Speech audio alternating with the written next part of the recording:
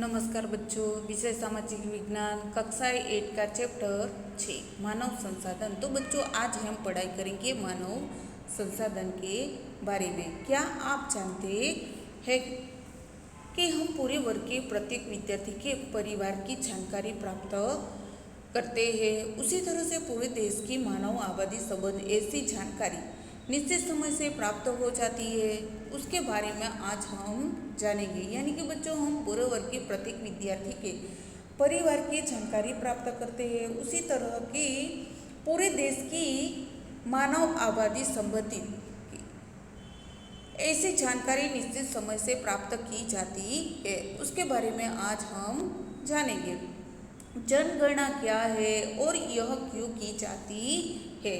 तो किसी भी देश के अथवा किसी भी क्षेत्र में निवास करने वाले लोगों के बारे में विधिवत से जानकारी प्राप्त करना और उसके लिखित स्वरूप से आंकड़े तैयार करने की विधि की जनगणना कहते हैं। तो बच्चों आपको एक वाक्य में प्रश्न पूछा जा सकता है कि जनगणना किसे कहते हैं।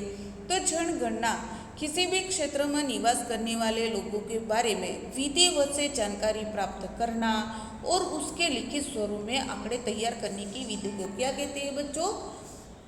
जनगणना कहते हैं। जो प्रति 10 वर्ष में केंद्र सरकार के आदेश से किया जाता है, यानी कि जो प्रति 10 वर्ष हो जाए तब तक केंद्र सरकार के आदेश से जनगणना की जाती है, जिसे जनगणना अथवा सेंसस भी कहा जाता है।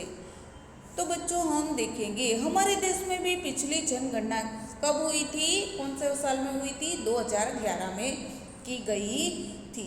तो बच्चों ये वाला प्रश्न आपको पूछा जा सकता है कि हमारे देश में पिछले जनगणना कब हुई थी। तो इस सन कब में हुई थी? 2011 में। जो आबादी प्राप्त करने के पश्चात की 7वीं बार की गई जनगणना थी, यानी कि वो जनगणना कितनी बार की थी? 7वीं बार की गई जनगणना थी। इस समय देश के प्रत्येक नागरिक को यूनिक नंबर और पहचान पत्र देने का आयोजन किया गया है। तो बच्चों 2011 की जब जनगणना हुई थी तो उस वक्त के समय प्रत्येक नागरिक को यूनिक नंबर दिया जाए और उसे पहचान पत्र दिया जाए, ऐसा आयोजन किया गया था, जो 2011 की जनगणना की विशेषता है। तो बच्चों जनगणना की विशेषता कौन सी है? आपको एक वाक्य में प्रश्न पूछा जा सकता है, तो कौन कौन सा आएगा? यूनिक नंबर और पहचान पत्र देने का आवेदन, ये जनगणना की विशेषता कहलाती है। तो बच्चों हम देखें कि सुसंस्कृत भारतीय नागरिक के रूप में अपने परिवार की सही जानकारी देकर सहकार देना यह कर्तव्य बनता है। यानी कि हमें भारतीय होने, हम भारतीय नागरिक है, तो नागरिक के स्वरूप से देखें तो परिवार की सही जानकारी देना हमारा क्या है? फर्ज होता है। तो सहकार देना अपना कर्तव्य बनता है। मानव आबादी देश का मानव धन है, यानी कि बच्चों मानव आबादी देश की मानव धन कहलाता है। किसी भी देश के विकास का बड़ा आधार मानव संसाधन पर रहा है। मानव आबादी यह देश की पूंजी है। केवल देश से क्षेत्रफल और प्राकृतिक संपत्ति के द्वारा देश का विकास नहीं होता है। यानी कि बच्चों मानव आबादी क्या कहलाती है? देश की पूंजी कहा जाता है। केवल देश के क्षेत्रफल और प्राकृतिक संपत्ति के द्वारा देश का विकास नहीं हो पाता है। देश के आर्थिक विकास का आधार देश की मानव आबादी का आकार और गुणवत्ता पर आधारित रहता है। यानी कि बच्चों देश के आर्थिक विकास हो, उसका आधार किस पर डिपेंड रहता है? मानव आबादी कितनी है उसके ऊपर रहता है, उसका आकार और गुणवत्ता पर आधारित रहता है। लोगों का स्वास्थ्य, शिक्षा, कार्यकुशलता और कार्य करने की तत्परता जैसी बातें उत्पादकता को बढ़ाती है। यानी कि लोगों का स्वास्थ्य कैसा होना चाहिए? अच्छा, और वो अच्छी से अच्छी शिक्षा प्राप्त करे और जो भी कार्य कर रहे हैं उसमें कार्य कुशलता में निपुणता हो और कार्य करने की तत्परता जैसी बाबतें उत्पादकता को बढ़ाती है। इससे ही देश का सही विकास होता है।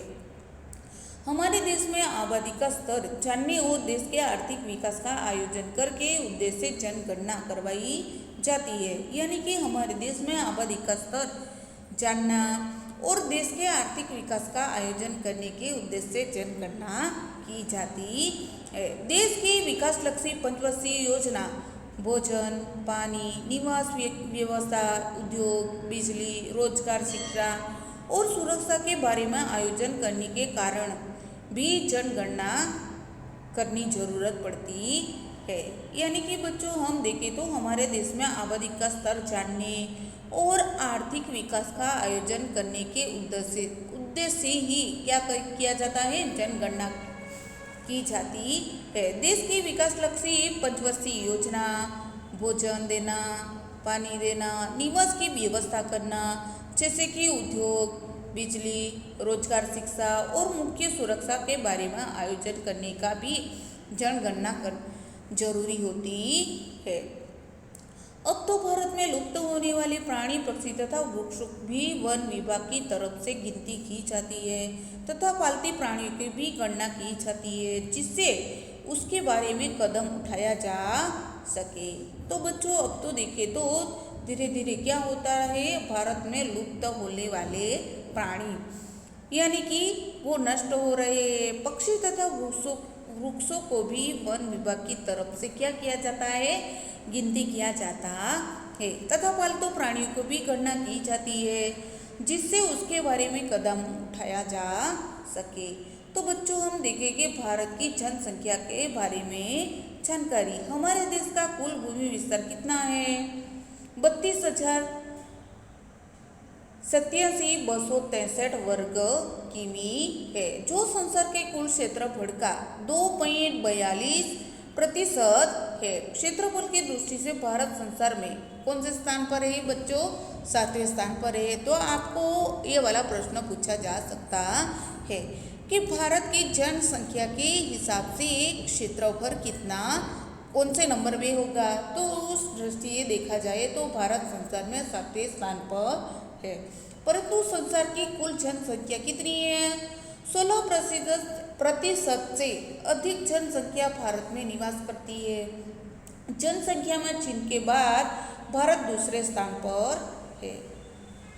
तो बच्चों हम आगे देखेंगे विशेषतौर मानव आबादी को मानव संसाधन भी कहला जाता है। तो विशेष स्तर में माने तो मानव आबादी को मानव संसाधन भी कहा गया है। मानव शक्ति का मूल्य बौद्धिकता और साक्षरता पर आधारित है। देश के विकास में प्रतिभाशाली नागरिक जैसे डॉक्टर, शिक्षाशास्त्री, इंजीनियर, खिलाड़ी, उद्योगपति, व्यापारी, किसान, कलाकार, कर्मचारी वर्ग के लोग और समझदार नागरिक के स्रोत स्वरूप है। हमारी युवा शक्ति और बच्चे भी हमारी मानव संपत्ति कहलाते हैं। तो बच्चों विशेष तरह से माने तो मानवीय आबादी को क्या कहते हैं, मानव आबादी को मानव संसाधन भी कहता है। मानव शक्ति का मूल्य क्या है, बौद्धिक क्षमता, साक्षरता पर आधारित होता है। देश के विकास में प्रतिभाशाली नागरिक जैसे कौन कौन है, डॉक्टर है, शिक्षाशास्त्री है, इंजीनियर, खिलाड़ी, उद्योगपति, व्यापारी, किसान, कलाकार, कर्मचारी वगैरह के लोग और समझदार नागरिक के स्रोत स्वरूप है। हमारी युवा शक्ति और बच्चे भी हमारे क्या कहलाते हैं, मानव संसाधन कहलाते हैं। तो बच्चों हम देखेंगे जनसंख्या की वृद्धि 2001 से 2011 के 10 वर्ष के दौरान भारतीय जनसंख्या में लगभग 18.1 करोड़ की संख्या वृद्धि हुई है। तो बच्चों 2001 से 2011 तक के 10 वर्ष के दौरान में भारतीय जनसंख्या में लगभग, आपको याद रखना है बच्चों, ये 18.1 करोड़ की संख्या वृद्धि हुई है। फिर भी जनसंख्या की गति धीमी रही है, फिर भी उसके कारण भी जनसंख्या की वृद्धि कैसी रही है, धीमी, ऐसा दिखाई पड़ रहा है। जो महत्वपूर्ण बात है, इसके अलावा शिक्षित नागरिकों की संख्या में वृद्धि हुई है। यानी कि जैसे परिवर्तन हो रहा है वैसे नागरिकों नागरिक क्या कर रही है, पढ़ाई के बारे में सोच रही है, उससे उस संख्या में वृद्धि हुई है। 2011 में भारत की जनसंख्या 102.87 करोड़ थी, जो 2011 में 121.01 करोड़ हो चुकी थी। तो बच्चों ये वाली लाइन आप कर सकते हो। केंद्र सरकार जनसंख्या वृद्धि के बारे में चिंतित होने से केंद्र सरकार जनसंख्या वृद्धि के बारे में चिंतित होने से विविध योजना तथा नीति नियंत्रणों से जनसंख्या वृद्धि को नियंत्रण करने के प्रयास हुए हैं। परिणाम स्वरूप जनसंख्या वृद्धि की दर 1.7% नीचे गई है। तो बच्चों यहाँ पर हमें मैप दिया गया है, तो इस मैप से हम जानेंगे कि इतना जानिए भारत की जनसंख्या दर्शाने वाली तालिका यहाँ पर दी गई है। तो बच्चों 1901 में 23.83, 1911 में 25.20, 1921 में 25.13, 1931 में 27.89, 1941 में 31.86, 1951 में 31.60,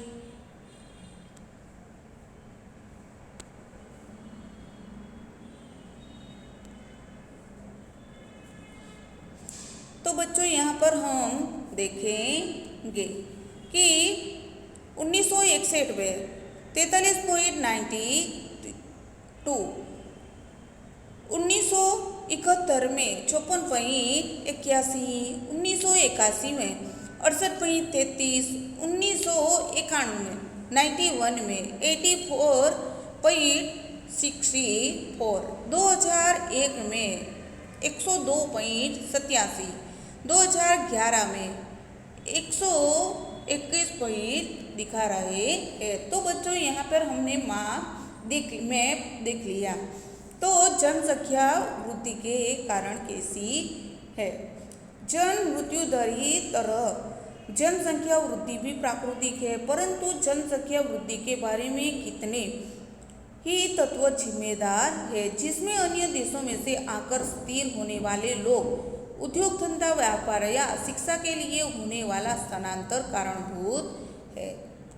तो जन वृद्धि के कौन सा कारण है। जन्म मृत्यु दर की तरह से जनसंख्या वृद्धि भी कैसी है, प्राकृतिक है, परंतु जनसंख्या वृद्धि के बारे में कितने ही तत्व जिम्मेदार है, जिसमें अन्य देशों में से आकर स्थिर होने वाले लोग, यानी कि विदेश से आने वाले लोग कहाँ पे ठहरते हैं, हमारे यहाँ। तो उद्योग धंधा, व्यापार, शिक्षा के लिए होने वाला स्थलांतर कारणभूत होता है, यानी कि वो लोग जो हमारे देश में आ रहे हैं और हमारे देश में स्थलांतर करते हैं, तो किस लिए आते हैं, वो उद्योग धंधा, व्यापार और शिक्षा लेने के लिए आने वाले लोग स्थलांतर देखा जाए तो कारणभूत कहलाता है। भारत में पिछली 2 सदी के दौरान जनसंख्या वृद्धि का दर ऊंची देखने को मिली है। पहले जनसंख्या वृद्धि दर निम्न था, यानी कि पहले देखें तो वृद्धि दर कैसा था, निम्न था, यानी कि छोटा, क्योंकि बाल मृत्यु का प्रमाण क्या हो रहा था, तो बच्चों बाल मृत्यु का प्रमाण अधिक था। उसमें कॉलेरा, क्षय, प्लेग जैसे रोगों पर नियंत्रण नहीं था।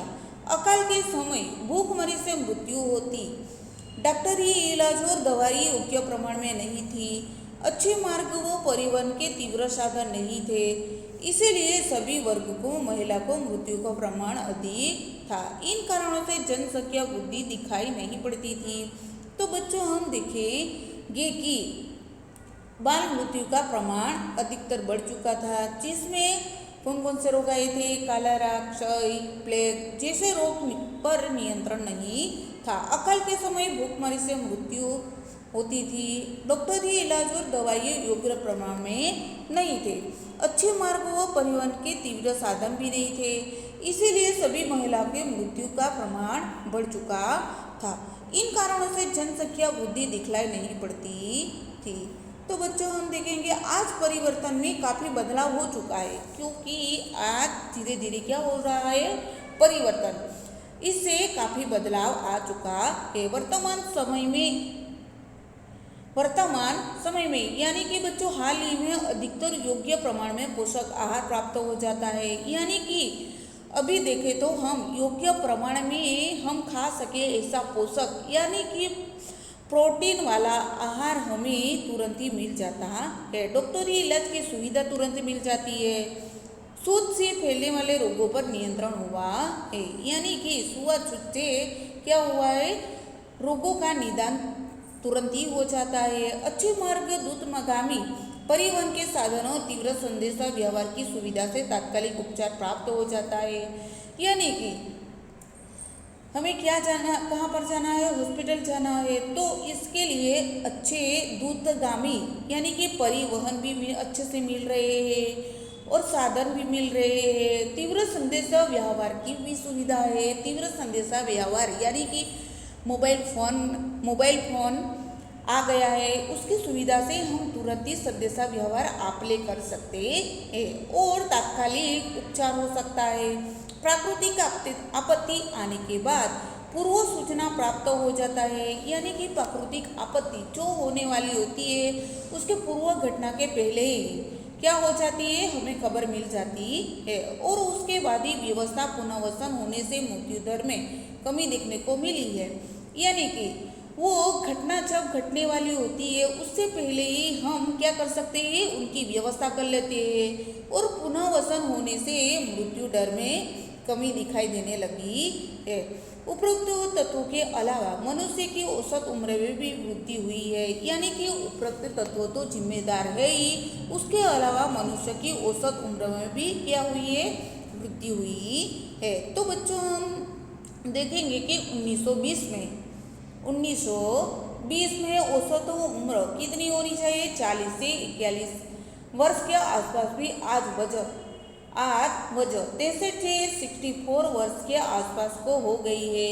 यानी कि पहले उम्र कितनी थी, 40 से 41 वर्ष से, तो आज हम परिवर्तन देख सकते हैं। तो इसमें 63 के और 64 वर्ष के आसपास हो चुकी है। कितने ही कारणों से जन्म दर में कमी आती है, यानी कि कितने ही कारणों से जन्म दर से भी कमी आई है, जैसे निरक्षरता, अंधश्रद्धा या वहम, रूढ़िचुस्त मान्यताओं को या परंपरा, बाल विवाह, विधवा पुनर्विवाह, छोटे कुटुंब का आदर्श भावना का अभाव जैसे अनेक तत्वों से जनसंख्या की वृद्धि देखने को मिलती है। तो बच्चों हम देखेंगे कि निरक्षरता बढ़ चुकी है, अंधश्रद्धा या वहम, रूढ़िचुस्त मान्यताओं की परंपरा, बाल विवाह यानी कि बचपन में शादी कर देना, विधवा पुनर्विवाह यानी कि जो भी विधवा होती है उसका फिर से विवाह करवाया जाता है, छोटे कुटुंब की आदर्श भावना का अभाव जैसे अनेक तत्वों में जनसंख्या की वृद्धि देखने को मिलती है।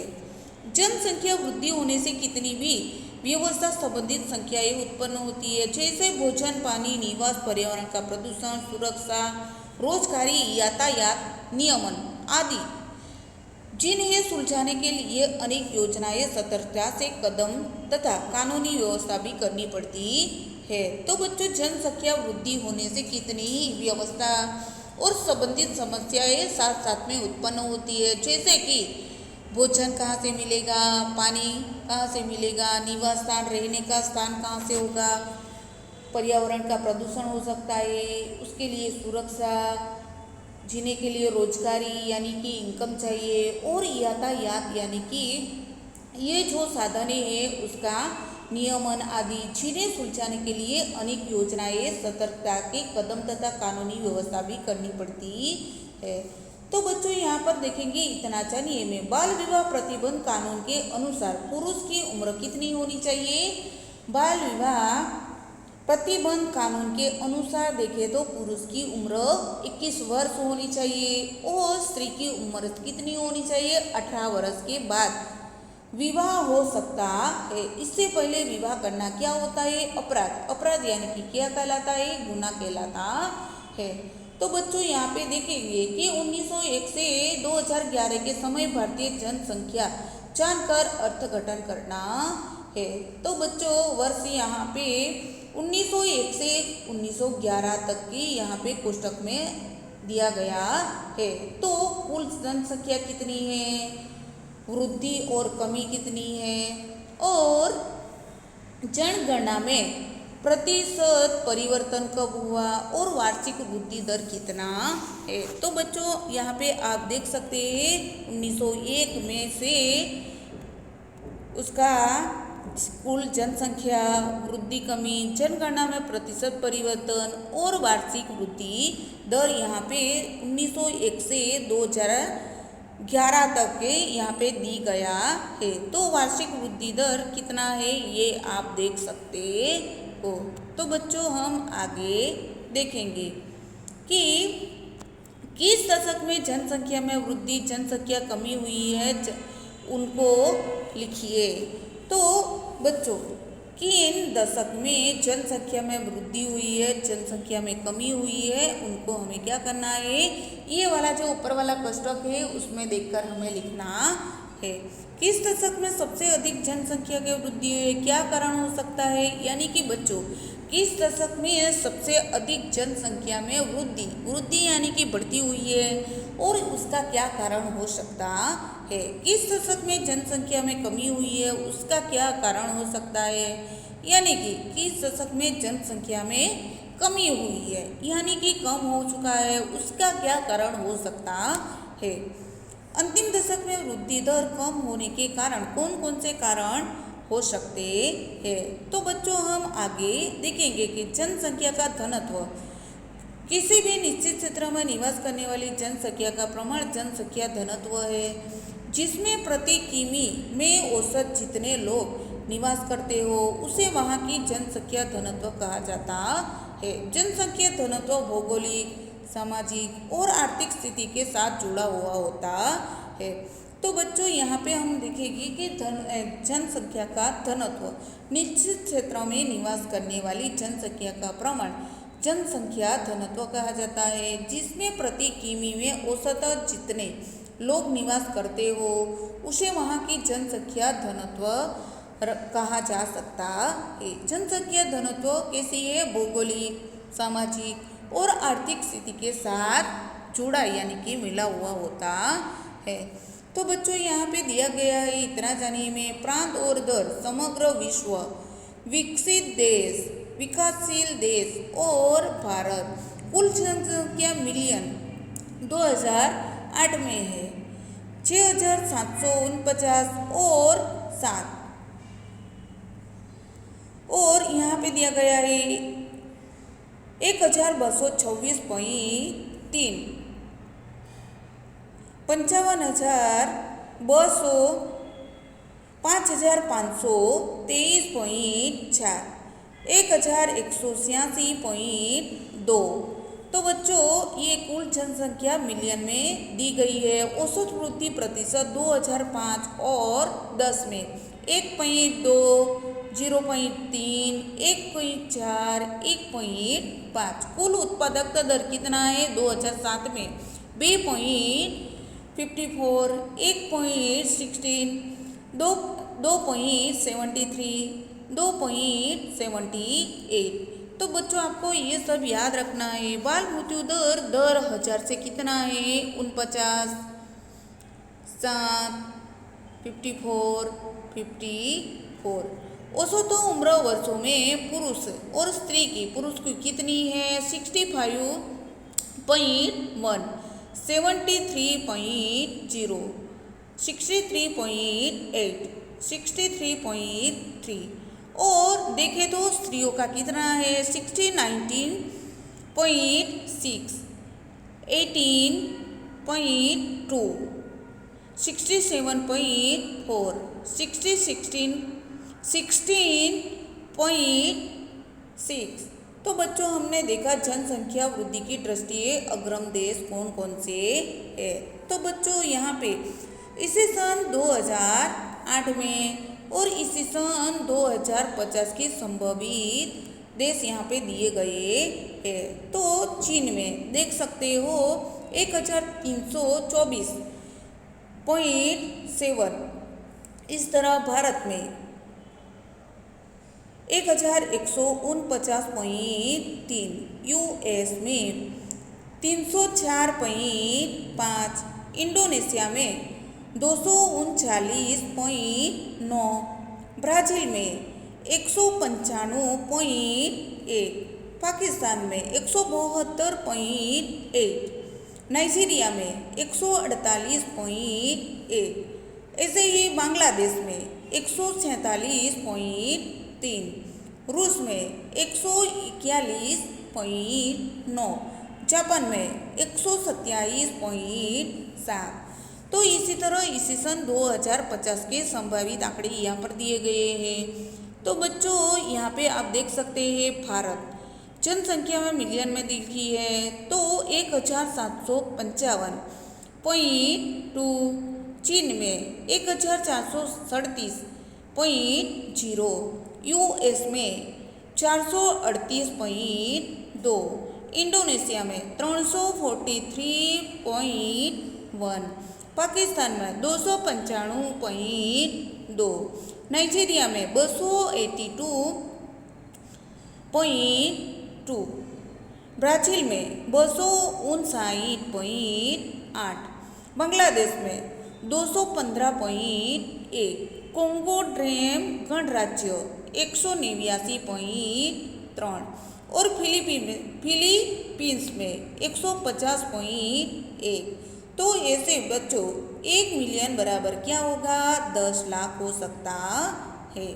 तो दुनिया के सभी देशों में जनसंख्या का भिन्न प्रमाण है, यानी कि अलग अलग है। हमारे देश में विविध प्रदेश या क्षेत्र में जनसंख्या का प्रमाण समान नहीं है, यानी कि हमारे देश में यानी कि भारत में विविध प्रदेश या क्षेत्र में जनसंख्या का प्रमाण एक समान नहीं है। नदी किनारे के मैदान, धार्मिक स्थान, यात्रा धाम, औद्योगिक क्षेत्र, डेल्टा प्रदेश के उपजाऊ क्षेत्रों में जनसंख्या घनत्व अधिक देखने को मिलता है। तो बच्चों हम देखें कि नदी किनारे के मैदान, धार्मिक स्थल आए हुए हैं, यात्रा धाम है, औद्योगिक क्षेत्र, डेल्टा प्रदेश की और उपजाऊ जो क्षेत्रफल होते हैं उसमें जनसंख्या घनत्व अधिक देखने को मिलता है। जबकि पहाड़ी प्रदेश, रेगिस्तानी प्रदेश या जंगल के क्षेत्र में उन प्रदेशों की प्रतिकूलता के कारण जनसंख्या का घनत्व धीरे धीरे क्या हो रहा है? कम हो रहा है। तो बच्चों यहाँ पे 6.1 में भारत की जनसंख्या का घनत्व दिखाया गया है और जनसंख्या घनत्व वाले 5 बड़े राज्यों में अलग अलग रंग भर के दर्शाने हैं। तो 6.2 में भारत राजनीतिक नक्शा है, उसमें देखकर आपको रंग भरना है। जनसंख्या घनत्व को प्रभावित करने वाले तत्व, जनसंख्या घनत्व पर पर्यावरण के विविध तत्वों का प्रभाव पड़ा है, जैसे कि स्थान की ऊंचाई, ठंडी गर्मी का प्रमाण, भूपृष्ठ, फसल, खनिज, पानी, ऊर्जा और उसकी प्राप्ति के अलावा परिवहन, संदेश व्यवहार, सुरक्षा, शिक्षा, अयोग्य औद्योगिकरण, रोजगार के अवसर और आधुनिक टेक्नोलॉजी से आर्थिक विकास वृद्धि दर भी जनसंख्या घनत्व के साथ जुड़ी हुई है। तो बच्चों हम देखेंगे कि जनसंख्या का घनत्व पर पर्यावरण का विविध तत्वों का प्रभाव पड़ता है, जैसे कि स्थान की ऊंचाई कैसी है, ठंडी गर्मी का प्रमाण, भूपृष्ठ कैसा है, वहीं पे फसल, खनिज, पानी, उपजा और उसकी प्राप्ति के अलावा परिवहन, संदेशा व्यवहार, सुविधा और शिक्षा, आरोग्य, औद्योगिकरण और रोजगार के अवसर और आधुनिक टेक्नोलॉजी से आर्थिक विकास वृद्धि भी जनसंख्या घनता के कारण साथ ही जुड़ी है। तो इतना जानकर उसके कारणों के बारे में विचार कीजिए। तो बच्चों ये वाला आपको प्रश्न पूछा जा सकता है। जनसंख्या में प्रथम 5 जिले हैं। जिला कौन कौन सा है? अहमदाबाद, सूरत, बड़ोदरा, राजकोट और बनासकांठा। तो यहाँ पे देख सकते हैं पुरुष और महिला और कुल 37, 83, 0, 50, 33,093,742 सूरत में है और इसी तरह 21, 58, 229, 19, 75, 131, 16, 09, 148। तो महिला का यहाँ पे देख सकते हैं 34, 21, 150। 50, 26 79 40 89, 27 30 14, 18 24 639, 506 80 19 7। तो बच्चों यहाँ पे आप देख सकते हो जनसंख्या घनत्व में प्रथम जिले कौन कौन से है। एक तो सूरत, अहमदाबाद, आनंद, गांधीनगर और नवसारी। तो 1367 सूरत में है, 819 अहमदाबाद में है, 711 आनंद में, 660 कहाँ पे है, गांधीनगर 602। तो बच्चों जनसंख्या घनत्व में प्रथम 5 जिले हैं। ये कौन कौन से जनसंख्या घनत्व प्रति वर्ष किमी कितने हैं ये आपको याद रखने हैं। तो अधिक जनसंख्या वाले राज्य कौन कौन से हैं। तो बच्चों ये वाला आपको प्रश्न पूछा जा सकता है कि उत्तर प्रदेश, महाराष्ट्र, बिहार, पश्चिम बंगाल तथा मध्य प्रदेश। कम जनसंख्या वाले तथा केंद्र शासित प्रदेश, ये वाला प्रश्न भी आपको पूछा जा सकता है। लक्षद्वीप समूह, लद्दाख, अंडमान निकोबार द्वीप समूह। तो ये वाला प्रश्न भी आप लाइन कर सकते हो। तो बच्चों यहाँ पे हम देखेंगे जन्म दर। किसी भी निश्चित क्षेत्र में प्रति 1000 की जनसंख्या पर एक वर्ष में जन्म लेने वाले जीवित बालकों की संख्या को जन्म दर कहा जाता है। यानी कि किसी भी निश्चित क्षेत्र में प्रति 1000 की जनसंख्या होती है तो एक वर्ष में जन्म लेने वाले जीवित बालकों की संख्या की जन्म दर कहा जाता है। भारत में पिछले कई वर्षों से जन्म दर का प्रमाण कम होता जा रहा है। यानी कि भारत में देखें तो पिछले कई वर्षों में जन्म दर का प्रमाण कम होने लगा है।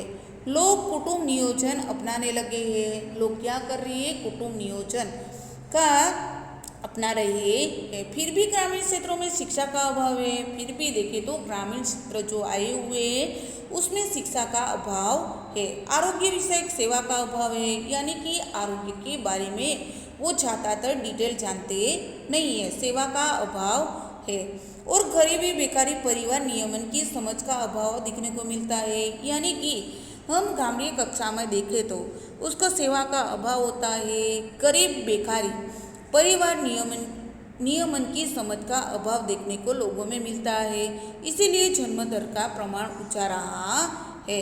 तो बच्चों यहाँ पे हम देखेंगे कि 6.3 में जन्म मृत्यु दर की तुलना यहाँ पे दी गई है। जनसंख्या में वृद्धि यानी कि यहाँ पे दर्शाया गया है जन्म दर और यहाँ पे दिखाया गया है मृत्यु दर। तो जनसंख्या में वृद्धि हुई। बच्चों यहाँ पे देखेंगे जनसंख्या स्थिर रही है, जन्म दर भी सही है और मृत्यु दर भी सही है। और जनसंख्या की कमी यहाँ पे क्या हुआ है बच्चों, ये वाला आप देख सकते हैं उसमें वृद्धि हुई है। यहाँ पे आप देख सकते हो यहाँ वहीं जनसंख्या में कमी हुई है। यानी कि जन्म दर कितना हुआ है, 2 ही। और यहाँ पे मृत्यु दर यानी कि कितने बालक मृत्यु पामे है, तो मृत्यु दर यहाँ पर 5 है। तो बच्चों जन्म दर की तुलना यहाँ पे की गई है। कभी क्या हुई है, जनसंख्या में वृद्धि हुई है तो जनसंख्या में कमी भी हुई है। तो बच्चों हम देखेंगे मृत्यु दर। किसी भी निश्चित क्षेत्र में प्रति 1000 आबादी पर एक वर्ष में मरने वालों की संख्या को मृत्यु दर कहा जाता है। जो जन्म लेता है उसकी मृत्यु निश्चित रही है। इसीलिए मृत्यु दर को शून्य पर नहीं लाया जा सकता है। फिर भी संशोधन, डॉक्टरी उपचार, दवा, रोग नियंत्रण, आधुनिक टेक्नोलॉजी से मृत्यु दर नीचे लाई जा सकती है। तो बच्चों मृत्यु दर किसी भी निश्चित क्षेत्र में प्रति 1000 आबादी पर देखें तो एक वर्ष में मरने वाले लोगों की संख्या को क्या कहते हैं, मृत्यु दर कहा जाता है। जो जन्म लेता है उसकी मृत्यु कैसी है, निश्चित ही होती है। इसीलिए मृत्यु दर को शून्य पर नहीं लाया जा सकता है। फिर भी संशोधन करके, डॉक्टरी उपचार दे के, दवा और रोग नियंत्रण में लाके आधुनिक टेक्नोलॉजी से मृत्यु दर नीचे जा सकता है। तो बच्चों हम देखेंगे स्थलांतरण। मानव आबादी एक स्थान से दूसरे स्थान पर निवास करने में परिवर्तन करे उसे स्थलांतर कहा जाता है। अपनी आजीविका और विकास के लिए मनुष्य को विविध प्रवृत्तियां करनी पड़ती है, यानी कि मानव स्थलांतर यानी कि एक दूसरे से दूसरी जगह निवास में परिवर्तन करके उसे स्थलांतर कहा जाता है।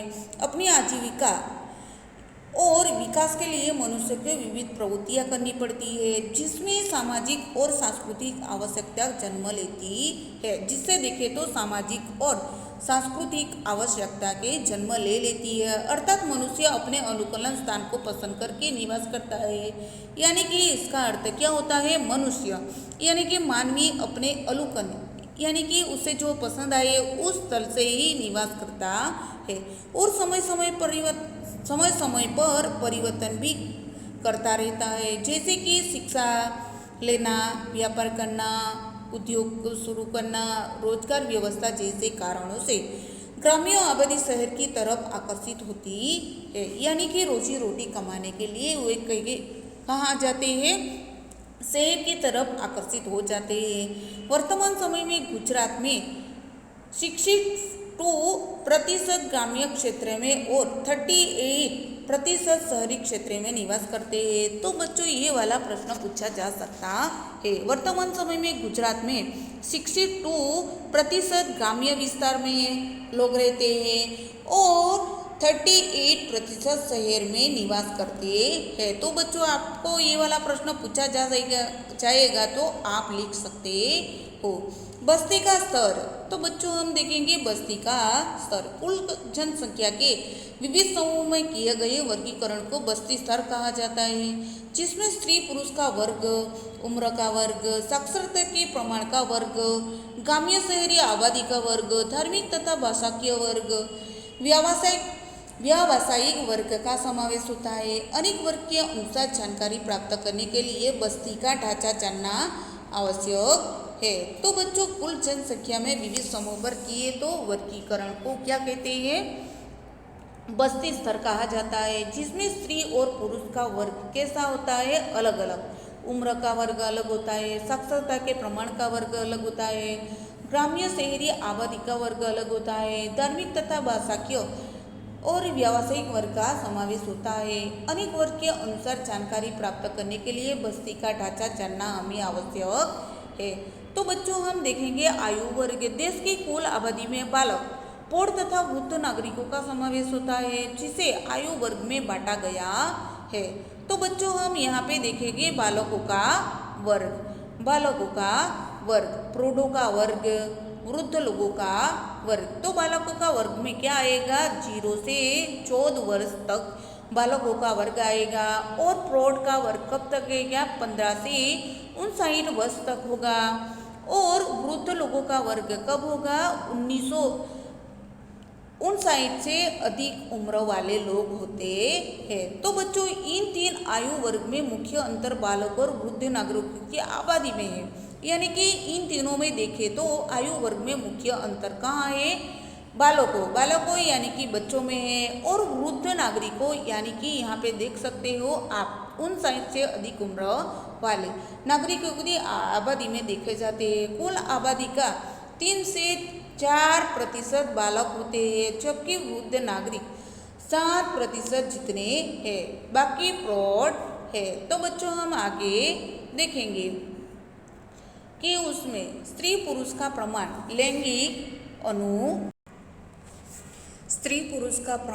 लैंगिक अनुपात, लिंग का अनुपात अर्थात प्रति 1000 पुरुषों की तुलना में स्त्रियों की संख्या, जिसे लैंगिक अनुपात कहते हैं। हमारे देश में 1951 के बाद से लैंगिक अनुपात क्रमशः कम होती जा रहा है। तो बच्चों यहाँ पे हम देखेंगे तो कि स्त्री और पुरुष का प्रमाण लैंगिक अनुपात से देखें तो लिंग का अनुपात अर्थात प्रति 1000 पुरुषों के तुलना में देखें तो स्त्रियों की संख्या कैसी है, बहुत कम हो चुकी है, जिसे लैंगिक अनुपात भी कहा जाता है। हमारे देश में 1951 के बाद से लैंगिक अनुपात क्रमशः कम होता जा रहा है। तो बच्चों इतना जानिए में 2011 की जनगणना के अनुसार स्त्री पुरुष का अनुपात आप देख सकते हो।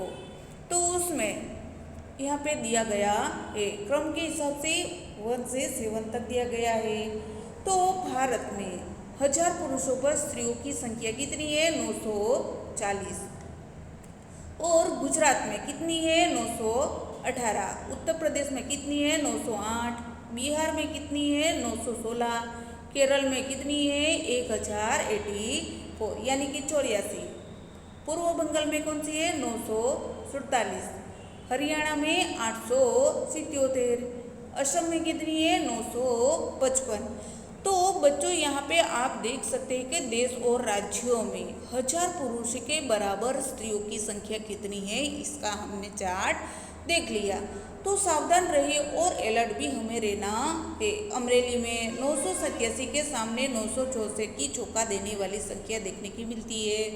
जूनागढ़ में 1000 पुरुष पर 3 महिला कम 955 के स्थान पर 952 यानी कि 52 होते हैं। भावनगर में 1000 पुरुषों के सामने 937 थी, तो घट कर कितने हो गए? 931 हुए। राजकोट में 930 के मामले सामने 924 का अंक प्राप्त हुआ है। कच्छ में गंभीर प्रमाण है, 942 के सामने 907 महिला है। तो बच्चों इससे एक सूत्र प्रसिद्ध है जो हम पढ़ेंगे। बेटी बचाओ अभियान चलाकर गुजरात सरकार ने कठोर कदम उठाए थे, यानी कि बेटी बचाओ अभियान शुरू हुआ था और गुजरात सरकार की कठोर कदम उठाए थे।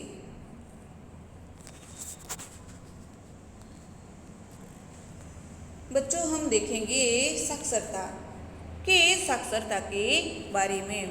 किसी भी देश के विकास का आधार कहाँ पर होता है? देश की साक्षरता की मात्रा पर आधारित रहता है। साक्षरता आबादी की गुणवत्ता और सामाजिक विकास को मापने का महत्वपूर्ण मापदंड है और देश के विकास की चाबी भी कहलाती है। 1991 की जनगणना के समय साक्षरता का मापदंड के साथ निश्चित किया गया है। उसके अनुसार 6 वर्ष के अधिक उम्र के कोई भी व्यक्ति कोई भी एक भाषा पढ़ लिख और समझ सके तो साक्षर या अक्षर ज्ञान व्यक्ति माना जाएगा। भारत में साक्षरता का प्रमाण क्रमशः बढ़ता जा रहा है। यह कैसी बात है? अच्छी बात है। तो बच्चों यहाँ पर देखें तो 1991 की जनगणना के समय साक्षरता का मापदंड कैसा था? निश्चित किया गया था। उसके अनुसार 100 वर्ष के अधिक उम्र के कोई भी व्यक्ति कोई भी एक भाषा पढ़ लिखे और समझ सके तो साक्षर या अक्षर ज्ञान व्यक्ति माना जाता था। भारत में साक्षरता का प्रमाण क्रमशः बढ़ता ही जा रहा है। यह कैसी बात है? अच्छी बात है। तो बच्चों यहाँ पे हम देखेंगे, इतना जानिए में वर्ष, कुल, पुरुष और स्त्री यहाँ पर दिए गए हैं। तो उसके आंकड़े हम यहाँ पर देखें तो 1901 में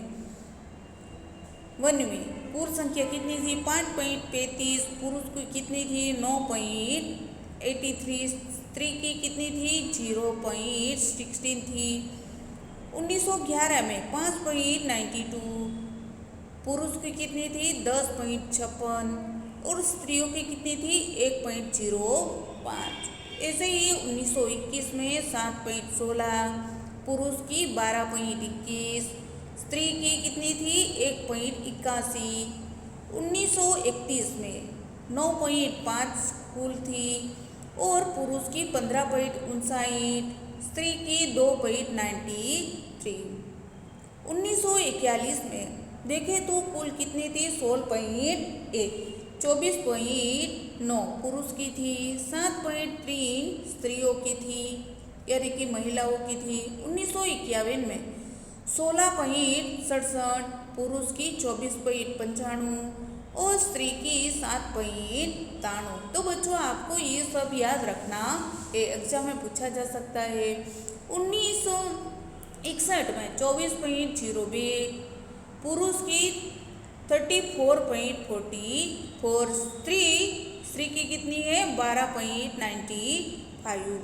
1971 में कुल कितनी है? 19.45 पुरुष की, 39.45 स्त्री की 18.69।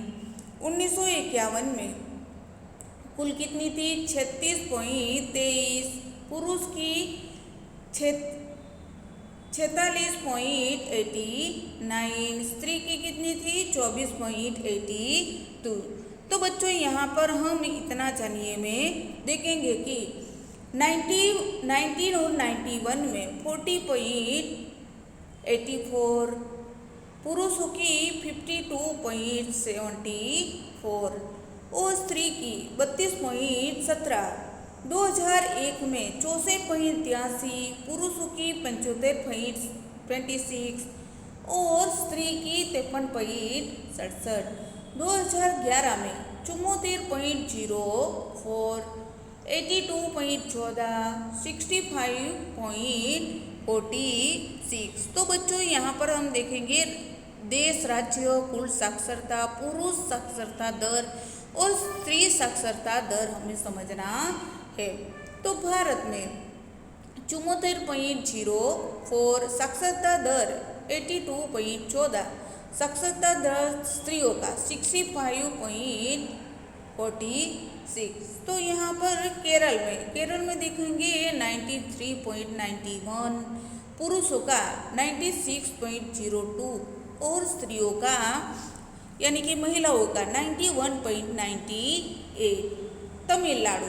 तमिलनाडु में कुल कितने हैं? 80.33, पुरुषों 86.81 और स्त्रियों का साक्षरता दर कैसा था? 73.86। तो बच्चों देखेंगे हम गुजरात में, तो गुजरात में कुल कितने थे? 79.31, पुरुषों का साक्षरता दर कितना था? 87.23 और स्त्रियों का 17.73। तो बच्चों हम देखेंगे बिहार 63.82, पुरुषों का 73.39 और साक्षरता दर स्त्रियों का 53.33 और अरुणाचल प्रदेश 66.95, पुरुषों का 73.69 और स्त्रियों का प्रमाण कैसा था? साक्षरता दर 59.57 और राजस्थान में कुल 67.06, पुरुषों का प्रमाण साक्षरता दर 80.51, स्त्रियों का कितना रहा है? 58.66। तो बच्चों हमने देखा कि इतना छानिए में 1951 में साक्षरता का मापदंड निश्चित होने के अनुसार भारत की तुलना आबादी में से 0 से 6 वर्ष की उम्र के लोगों को निकालकर जो जनसंख्या है उसकी ही साक्षरता दर में वृद्धि देखने को मिलती है। तो बच्चों हम आगे देखेंगे साक्षरता वाले प्रथम 5 जिले यहाँ पर दे गए हैं। तो कौन कौन से हैं बच्चों? तो अहमदाबाद, सूरत, आणंद, गांधीनगर और खेड़ा। तो कुल यहाँ पे पुरुषों और महिला का क्या दर्शाया गया है? साक्षरता दर पुरुषों के हिसाब से और महिला के हिसाब से कितने हैं वो यहाँ पे दिखाई गई है, यहाँ पे चार्ट दिया गया है। तो बच्चों अहमदाबाद में 86.65%, पुरुष दर कितना है? 92.44% और महिला 80.29% है। और सूरत में 86.65% और पुरुष 91.05% और महिला 81.02%। बच्चों देखेंगे हम आगे आणंद 85.79%, पुरुष 93.23%, महिला 77.76%। गांधीनगर में 85 93.73%, पुरुष 93.59%, महिला 77.37%, खेड़ा में 84.31%, पुरुष 93.14%, महिला 76.67%। तो प्रश्न के उत्तर हमें खोजने हैं। किस राज्य की साक्षरता सबसे अधिक है, किस राज्य की साक्षरता सबसे कम है। तो बच्चों ये वाला प्रश्न आपको ये वाला चार्ट देखकर आपको उत्तर लिखना है। तो यहाँ पर व्यावसायिक ढांचा, देश की कुल जनसंख्या में से विविध व्यवसाय में लगे हुए लोगों को व्यवसाय समूह में समावेश किया जा सकता है। उसमें एक काम करने वाला समूह, काम न करने वाला समूह दो भाग में होते हैं। देश में तेजी से होने वाले औद्योगिकरण से काम करने वाला समूह बढ़ता जा रहा है। तो जनसंख्या में किस तरह परिवर्तन आया हुआ, तो देश की आबादी में दो प्रकार का परिवर्तन देखने को मिलता है। संख्यात्मक परिवर्तन, कहीं कहीं आबादी में कमी या अधिकता देखने को मिलती है। आबादी वृद्धि दर और स्थलांतर के कारण ऐसा हो रहा है। इसके अलावा भूमिहीन लोगों की स्थिति, कम जमीन प्रमाण, शहरीकरण और सामाजिक और व्यवस्था तंत्र के कारण आबादी में कमी और वृद्धि होती रहती है। तो बच्चों हम देखेंगे गुणात्मक परिवर्तन, व्यक्ति का विचार और स्वास्थ्य, रहन सहन, जीवन शैली में आने वाला परिवर्तन ही गुणात्मक परिवर्तन होता है। यानी कि बच्चों व्यक्ति का जो विचार होता है, उसका स्वभाव होता है, उसका रहने का रंग ढंग होता है, जैसे जीवन शैली में आने वाला परिवर्तन ही उसका गुणात्मक परिवर्तन होता है। उसके पीछे उद्यम, राष्ट्रीय भावना, उत्साह, साहस आदि जवाबदार कारण होते हैं, जिससे व्यक्ति के वैचारिक, सामाजिक, सांस्कृतिक जीवन में कितने ही परिवर्तन आते हैं। तो बच्चों हम देखेंगे कि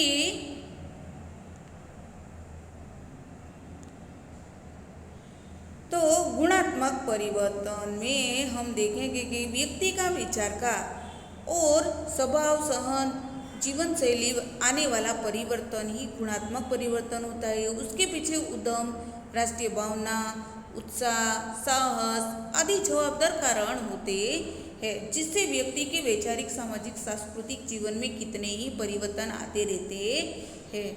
तो बच्चों हम देखेंगे कि धार्मिक समूह, भारत सर्वधर्म संभाव रखने वाला देश है। भारत कैसा है, वसुधैव कुटुंबकम की भावना रखने वाला देश है। इसमें प्रत्येक धर्म का पालन करने वाली प्रजा निवास करती है, जिससे हिंदू धर्म का पालन करने वाली प्रजा अधिक है। यानी कि हमारे देश में प्रत्येक धर्म का पालन करने वाली प्रजा रहती है, यानी कि निवास करती है। लेकिन सबसे पहले तो जिसमें हिंदू धर्म का पालन करने वाली प्रजा अधिकतर है, उसके बाद क्रमशः इस्लाम, ईसाई, सिख, बौद्ध, जैन, पारसी धर्म का पालन करने वाले लोग भी रहते हैं। यानी कि हिंदू धर्म तो पालते ही है, इसके अलावा भी हमारे यहाँ क्रमशः देखें यानी कि कंटिन्यू देखें तो हमारे देश में बहुत से ऐसे लोग हैं जो अलग अलग धर्मों में नियम में रखते हैं, जैसे कि इस्लाम, ईसाई, सिख, बौद्ध, जैन, पारसी धर्म का पालन करने वाले लोग भी रहते हैं। तो बच्चों हम देखेंगे भाषाकीय समूह, भारत बहुत बड़ा और विविधता वाला देश है। इसमें अनेक भाषाएं और बोलियां बोली जाती है। यानी कि हम देखें तो भारत बहुत बड़ा बिन सांप्रदायिक वाला देश है, विविधता वाला देश है। इसमें अनेक भाषाएं बोली जाती है। संविधान के अनुसार वर्तमान समय में 22 भाषा को मान्यता मिली है। तो बच्चों भारतीय संविधान में कितनी भाषाओं वर्तमान में कितनी भाषाओं को मान्यता मिली है और कितनी भाषाएं हैं, आपको एक वाक्य में प्रश्न पूछा जा सकता है। तो आप ये वाली लाइन खींच सकते हो कि संविधान के अनुसार वर्तमान समय में 22 भाषाएं मान्य है। हिंदी और अंग्रेजी को प्रशासनिक भाषा का स्थान दिया गया है और भारत में राज्यों की रचना के आधार पर हुई है। तो बच्चों ये वाली भी आप लाइन कर सकते हो। स्वास्थ्य समूह मानव का आरोग्य। मानव का आरोग्य अर्थात शारीरिक, मानसिक, आर्थिक, सामाजिक और आध्यात्मिक तत्वों के साथ समृद्धि को आरोग्य कहा जाता है। उत्तम स्तर का आरोग्य, उत्तम स्तर का आरोग्य तो राष्ट्र के विकास के लिए प्रक्रिया को गतिशील बनाता है। तो बच्चों हम देखेंगे राष्ट्रीय जनसंख्या नीति। देश की जनसंख्या ही देश की शक्ति है। मानव संसाधन शिक्षित और प्रशिक्षित, स्वस्थ और शक्तिशाली होगा तो ही देश का विकास होगा। यानी कि मानव धन जो है देश की जनसंख्या की देश की शक्ति कहलाती है। मानव संसाधन शिक्षित हो, प्रशिक्षित हो और उनका स्वास्थ्य कैसा होना चाहिए, अच्छा, और वो अंदर से शक्तिशाली होगा तो ही देश का विकास हो पाएगा। मानव शक्ति का उपयोग देश के विकास में महत्वपूर्ण कार्य करता है। विश्व के विकास करने वालों देशों के सामने खड़े रहने और गतिशीलता लाने के लिए हमें जागरूक होना पड़ेगा और देश की समृद्धि में मानव शक्ति के मूल्यों को प्राधान्य देना पड़ेगा। देश के विकास को रोकने वाले तत्वों को हमें नियंत्रित करने होंगे। यानी कि देश के विकास में जो बाधा बन रहे तो विकास में बाधा बन रहे उसे रोकने वाले तत्वों को नियंत्रण करना पड़ेगा। इसीलिए जनसंख्या स्फोटक को नियंत्रण करने के लिए 1951 से निश्चित की गई जनसंख्या नीति को प्रभावशाली ढंग से लागू करना ही पड़ेगा। यानी कि जनसंख्या विस्फोटक यानी कि दिन प्रतिदिन क्या हो रही है, एक सेकंड में लाखों हजारों बच्चे पैदा हो रहे हैं तो इनसे क्या होगी, जनसंख्या विस्फोटक दिन प्रतिदिन बढ़ती जा रही है। उसको नियंत्रण में लाने के लिए इसी सन 1951 के निश्चित की गई जनसंख्या नीति को प्रभावशाली ढंग से लाभ करना ही पड़ेगा। तो जनसंख्या नीति के भागरूप अनेक योजनाएं जैसे पोषक आहार योजना, माता शिशु सुरक्षा व उपचार योजना, स्वस्थ पानी, विद्यालय होने चाहिए ज्ञान प्राप्ति के लिए, आरोग्य कार्यक्रम होने चाहिए, बाल अधिकारों की रक्षा जैसे पहलुओं को गतिशील बनाना पड़ेगा। और पंचवर्षीय योजना में भी जनसंख्या नीति को नजर समक्ष रख के बनाना पड़ेगा। हम सभी उसमें जागृत होकर सहयोग देकर अपना योगदान देने के लिए कटिबद्ध बने।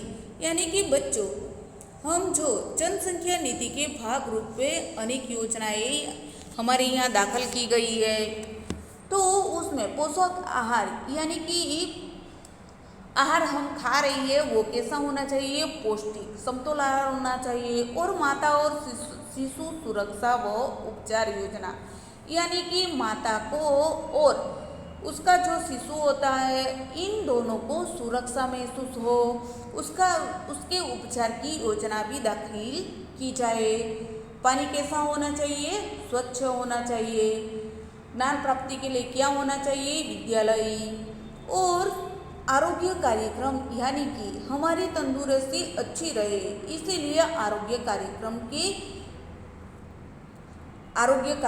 की योजना भी बनानी चाहिए। बाल अधिकारी की रक्षा जैसे पहलू की गतिशील बनाना पड़ेगा। यानी कि बाल अधिकारों यानी कि बच्चों को जो मिलने वाला अधिकारों होता है उससे उस बालक को मिले ऐसा नियम होना चाहिए और गतिशील बनाना पड़ेगा। और पंचवर्षीय योजना में भी जनसंख्या नीति को नजर के समक्ष रख कर बनाना पड़ेगा। यानी कि पंचवर्षीय जो योजनाएं हैं वो सभी जनसंख्या नीति को नजर समक्ष रख कर बनाना पड़ेगा। हम सभी उसमें जागृत होकर सहयोग देकर अपना योगदान देने के लिए कटिबद्ध बने। तो बच्चों हम सभी उसमें जागरूक होकर पहले हम जागरूक बने उसके बाद दूसरों को भी जागरूक करें। तो इस जागरूकता में हमें लोगों को सहयोग करना है, मदद करनी है और इसी तरह हमें अपना योगदान देने के लिए कटिबद्ध रहना है। तो बच्चों हम यहाँ पे देखेंगे स्वच्छ भारत समृद्ध भारत। यानी कि स्वस्थ भारत। भारत कैसा होना चाहिए? स्वस्थ। और समृद्ध भारत यानी कि भारत कैसा होना चाहिए? समृद्ध वाला होना चाहिए। शारीरिक मानसिक समृद्ध नागरिक ही समृद्ध देश है। यानी कि शारीरिक यानी कि शरीर से और मानसिक यानी कि मनस्फूर्ति से समृद्ध नागरिक जब हो तभी तो समृद्ध देश बनेगा। कम बाल जय गोपाल। कम बाल यानी कि जय गोपाल यानी कि हमारे घर में क्या होना चाहिए? कम बाल यानी कि बालक कितने चाहिए? 2 ही चाहिए। तो उसे क्या कहेंगे? जय गोपाल चाहिए। नहीं तो समाज में मुसलमानों की तरह क्या होती है? लंबी लाइन लगी रहती है। तो उसे हमें क्या करना है? लोगों को जागरूक करना है और नियंत्रण में लाना है। हम 2 हमारे 2। तो बच्चों यहाँ पे सूत्र दिया गया है, हम 2 हमारे 2। छोटा परिवार सुखी परिवार। छोटा परिवार कैसा होता है? सुखी परिवार होता है, क्योंकि उसमें बच्चों की जो ख्वाहिशें होती है वो अच्छे से पूर्ण कर सके। तो स्वच्छ भारत समृद्ध भारत हमारा। शारीरिक मानसिक समृद्ध नागरिक ही समृद्ध देश बना सकता है। कम बालक जय गोपाल यानी कि हमारे परिवार में जितने बच्चे जो होते हैं वो कम होते हैं, 1 या 2 ही होने चाहिए। यानी कि यहाँ पे सूत्र दिया गया है, हम 2 हमारे 2 यानी कि हम 2 व्यक्ति हैं तो हमारे 2 ही बच्चे होने चाहिए। छोटा परिवार सुखी परिवार यानी कि छोटा परिवार कैसा होता है? सुखी परिवार होता है। तो बच्चों हम यहाँ पर हमारा चैप्टर खत्म होता है, पूर्ण होता है। प्रश्न 1 नीचे दिए गए प्रश्नों का संक्षिप्त उत्तर लिखिए। 1 से 5 दिए गए हैं। प्रश्न 2 नीचे दिए गए शब्दों को समझाइए। 1 से 3 दिए गए हैं। प्रश्न 3 नीचे दिए गए प्रश्नों के उत्तर लिखिए। 1 से 2 दिए गए हैं। प्रश्न 4 रिक्त स्थानों की पूर्ति कीजिए। 1 से 5 दिए गए हैं। तो बच्चों आपको सामाजिक विज्ञान की कॉपी में स्वाध्याय लिखना है और प्रश्न 1 से 5 तक आपको एग्जाम के लिए तैयारी करनी है। Thank you.